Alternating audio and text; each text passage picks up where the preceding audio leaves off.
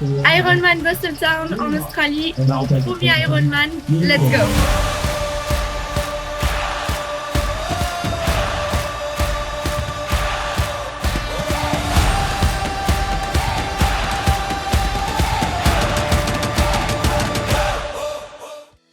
L'Ironman Busseltown, c'était vraiment le gros objectif de cette deuxième partie de saison. L'objectif, c'était déjà faire une grosse course et si tout se passait bien, avoir la qualification pour Kona.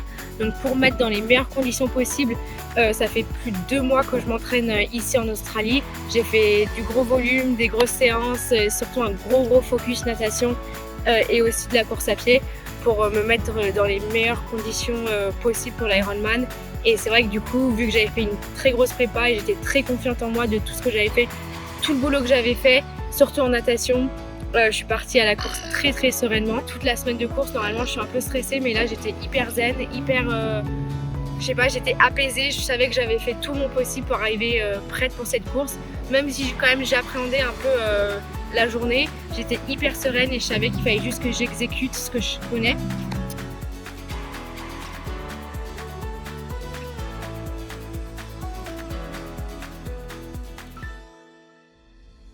On arrive maintenant au matin de la course. Le matin de la course, comme j'ai dit, j'étais plutôt pas stressée. On est parti à 7h du matin, 7h05. J'ai fait juste un petit échauffement dans l'eau et aussi 10 minutes de course à pied pour vraiment un peu m'échauffer. Rien de fou, c'est un Ironman. En tous les cas, on a, je sais pas, 9 heures pour s'échauffer. Il n'y a pas besoin de faire quelque chose de folie. Mais voilà, petit footing. Après, je suis allée dans l'eau. J'ai fait peut-être 10 minutes dans l'eau maximum. Un peu de body, un peu d'accélération, voilà, juste prendre mes marques et directement je savais que je me sentais super bien dans l'eau.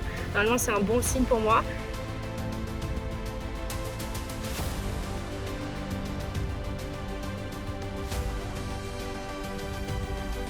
Départ dans l'eau, j'ai fait un super départ et je sais que c'est hyper rare que je dise ça. J'ai fait 400 mètres avec le groupe de tête, ce qui est incroyable pour moi. Voilà, j'étais au rupteur, mais j'ai vu que toutes ces semaines de natation, des 6 bornes dans l'eau, 4 fois semaine, ça a vraiment payé. Je suis arrivée avec le groupe de tête. Après, je me suis casée sur une allure qui était un peu plus confortable. Même si j'avais l'impression d'être au rupteur pendant 3 km 8, c'était pas grave. Je savais que j'étais dans le bon groupe de filles. Du coup, ça c'était vraiment chouette parce que j'étais dans une super mentalité toute la natation. J'ai juste perdu le groupe dans une bouée. En fait, on faisait une boucle, un grand tour de 2 km 3 et une plus petite boucle d'1 km 5. Et la dernière bouée, en fait, on rejoignait tous les age groups et là, j'ai un peu perdu le groupe et c'est pas grave, j'ai pas paniqué. J'ai fini la natte un peu plus tranquille, comme ça j'arrivais un peu plus bas en intensité. Du coup, ça m'a fait sortir en 57 minutes, soit une 30 et demie, il me semble, parce que j'ai fait 37-30, donc moi je dis une 30, mais en fait c'est une 31, enfin, c'est entre les deux, mais on va dire une 30. Voilà, donc je suis super contente parce que normalement c'est plus ou moins l'allure que je nage sur half, et là c'est ce que j'ai fait sur full, donc c'est vraiment hyper encourageant pour moi.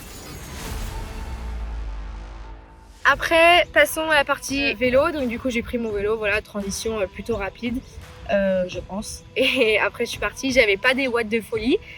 C'est marrant parce que le vélo, c'est vraiment le sport où j'ai dit à Sully avant la course, c'est là où j'ai aucun doute, je vais être en forme. J'ai tellement de séances au watt où c'était tellement facile que j'ai aucun doute que je vais bien rouler. J'ai jamais fait de mauvaises séances à vélo dans mes 5-6 semaines de prépa. Donc pour moi, il y avait dans aucun monde où je roulais mal. Je suis partie, je regardais mes watts, je me suis dit oh purée, bon on va pas paniquer, la course elle est longue et je voyais qu'en fait il y avait pas mal de demi-tours sur le parcours. Donc je voyais que malgré mes watts très bas, je perdais pas beaucoup de temps. Donc c'est vrai que je me suis dit ok c'est pas grave, on reste calme. Et au bout de 90 km, j'ai retrouvé toute mon énergie et j'ai fait une très grosse deuxième partie de vélo. Je pense que j'ai perdu à peu près 6 minutes, j'ai fait 6 minutes de moins sur la deuxième boucle vélo comparée à la première.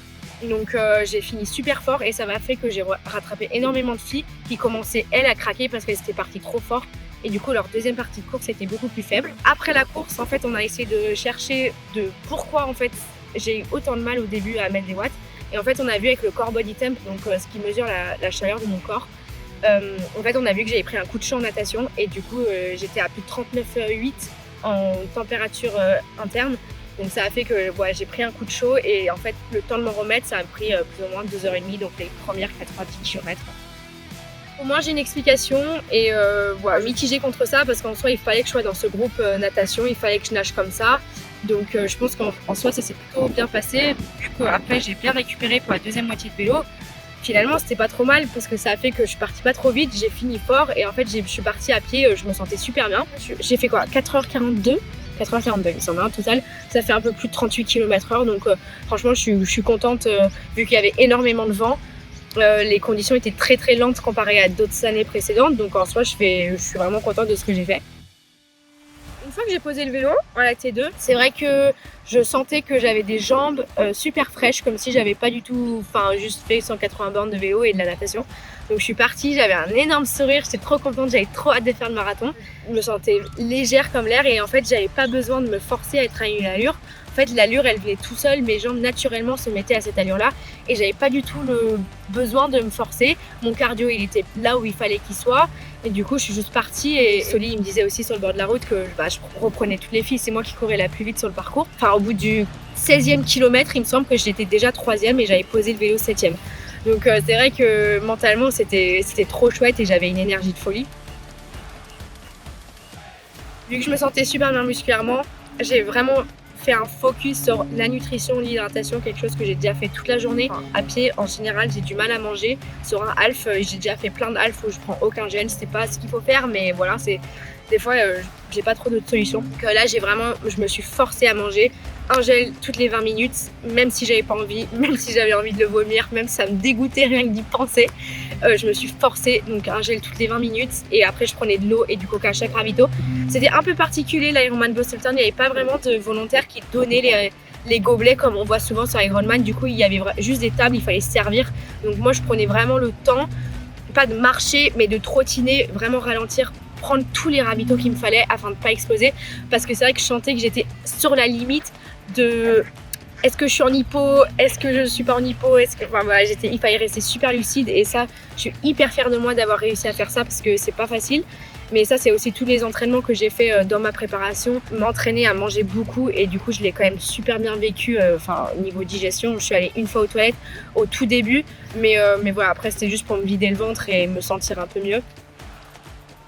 La deuxième elle était plus qu'à 1 minute 20 à un moment. Mais musculairement ça commence à être vraiment très très compliqué pour moi, même si en soi mon premier semi il me semble que j'ai fait 1h28 et le deuxième en 1h32. J'ai pas perdu beaucoup de temps entre les deux semis, mais c'est vrai que musculairement j'avais plus ce cran en plus pour aller chercher la fille devant. En plus elle me voyait et elle était super forte aussi, donc elle a commencé à courir un peu plus vite et je n'ai jamais réussi à la rattraper. Et la première elle était dans un autre monde, elle a fait la meilleure course de sa carrière il me semble. Donc c'est vrai que je suis hyper fière de moi d'avoir réussi à remonter 3e à pied et je suis super fière en fait de la manière dont j'ai construit ma course. J'ai pas du tout paniqué, j'étais dans ma bulle, à chaque fois qu'il y avait un problème j'ai réussi à le régler et je pense que j'ai pris les bonnes décisions à chaque fois et ça a fait que sur le marathon j'étais hyper en forme et je me suis sentie super bien. J'ai fait le meilleur temps marathon en 3h01, c'était d'ailleurs mon premier marathon all time, j'avais jamais fait ça, j'avais jamais fait d'Ironman donc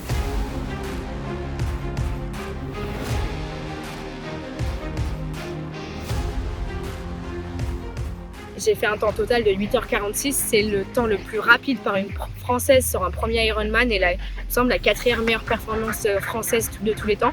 Donc c'est vrai que c'est hyper fou de se dire que j'ai réussi à faire tout ça sur mon premier. Je suis aussi qualifiée au championnat du monde à Hawaï, à Kona, pour 2026. Donc en vrai j'ai rempli tous mes objectifs. Bien sûr j'aurais pu faire mieux sur les 3 sports, on peut toujours faire mieux, mais je vous avoue que là c'est peut-être une des seules courses de l'année où je me suis dit je pense que j'ai vraiment géré ma course et je suis super fière de tout ce que j'ai fait et j'ai hâte de progresser sur cette distance. Malheureusement, je pense que cette distance, elle me convient bien. Même, ça veut dire que je vais devoir en faire plus, mais c'est vrai que je suis super fière de tout ce que j'ai fait, de ma prépa et bien sûr, tout ça n'aurait pas été possible sans Soli aussi qui dit oui derrière la caméra, qui a absolument tout fait pour moi sur cette préparation en termes de matos, d'optimiser mon vélo, toute la nutrition, qu'il a tout géré, qui a tout préparé, tout calculé, au bord de la route, qui était là partout sur le parcours pour me donner les informations, qui m'aidait vachement. Donc voilà, il a toute la prépa et mine de rien, il a tout fait avec moi malgré le fait qu'il faisait pas un Ironman à la fin, donc ça n'a pas dû être facile. Donc un énorme merci aussi à Soso, grâce à lui tout est possible. On s'est qualifié à Kona, j'ai envie de dire. Et merci aussi à vous qui regardez, qui me soutenez et tous vos messages d'encouragement et de soutien, c'est vraiment trop chouette et c'est vrai que voilà, c'est incroyable d'être soutenu comme ça. Donc merci beaucoup à vous et en 2026, parce que moi je pars hiberner, on est à Melbourne là pour des vacances. Et voilà, j'ai pas hâte de revoir mon vélo avant 2026. Pour l'instant, j'ai besoin. La saison a été extrêmement longue pour moi. C'est vrai que la première course, elle était en mars, mais on est maintenant en décembre. Donc, une grosse saison. Et du coup, je vais vraiment profiter de décembre pour être relax, loin du triathlon, profiter de ma famille, profiter des fêtes de Noël, de découvrir une nouvelle ville et voilà, et de juste apprécier et être consciente de tout ce que j'ai réalisé. Et d'apprécier ce que j'ai réalisé et pas me dire, pas déjà passer à autre chose, parce que c'est hyper important de s'en rendre compte déjà de tout ce que j'ai fait, de tous mes progrès depuis quelques années, avant de passer à autre chose et pas toujours vouloir plus et de savoir apprécier le moment. Voilà, donc merci beaucoup et à 2026.